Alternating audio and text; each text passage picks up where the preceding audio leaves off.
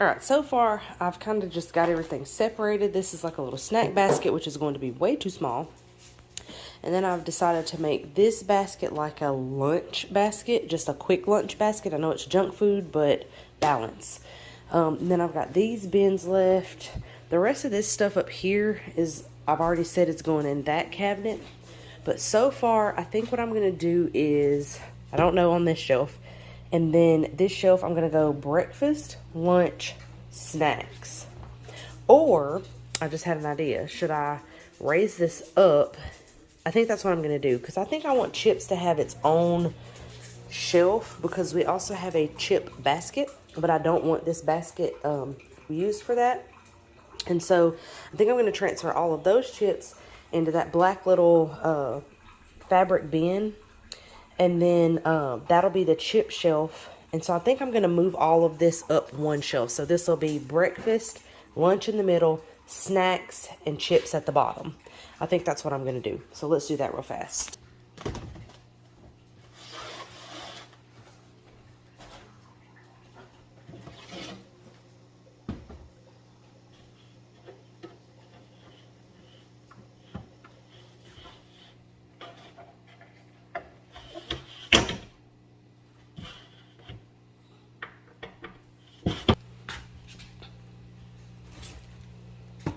That's still not going to fit, so we're going to have to go down another shelf. So I've got this shelf moved, and so now this is going to be breakfast, lunch, snacks, chips.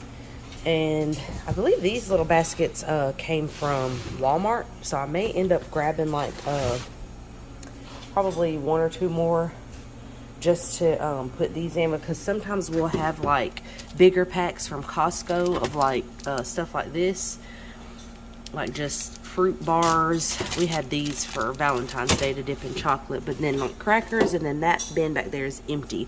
But if I had a big bin like this, I could just do one bin.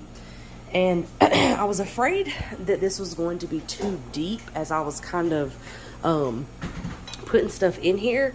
But as I started putting things in there, I realized sometimes you have overstock that may not fit in these bins. So I can easily put things behind there that are extras. These bins don't have a whole lot of room behind them. You can see if I push it back, it's, you know, a couple of inches in the front, but that's still plenty of room to put some extra stuff.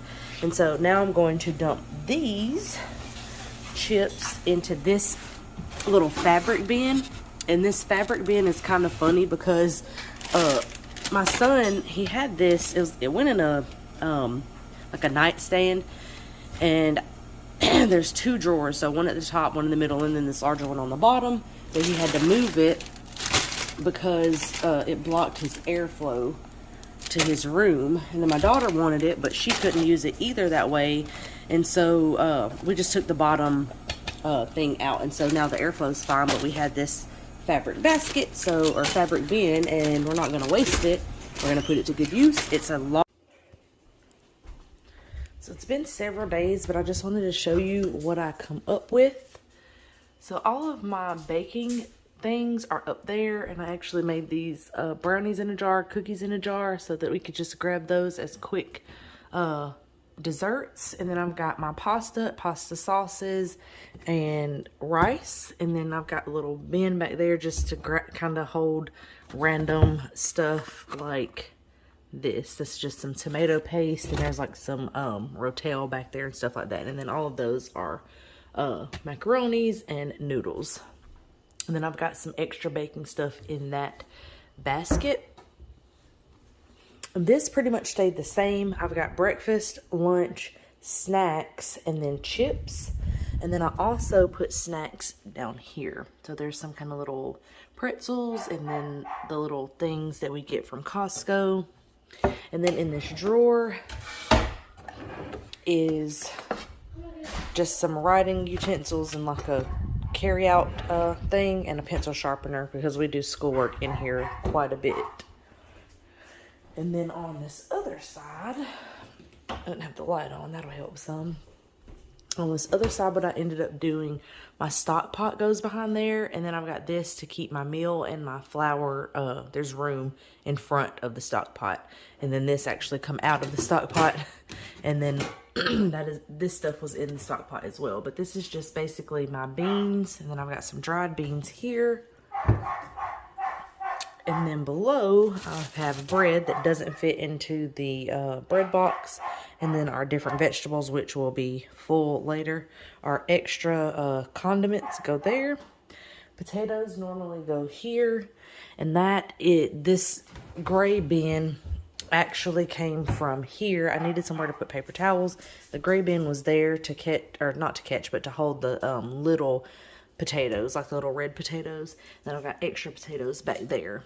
And then behind this, I believe, yes, my Instant Pot is back there right now. So it's kind of, that cabinet is doing a lot of work.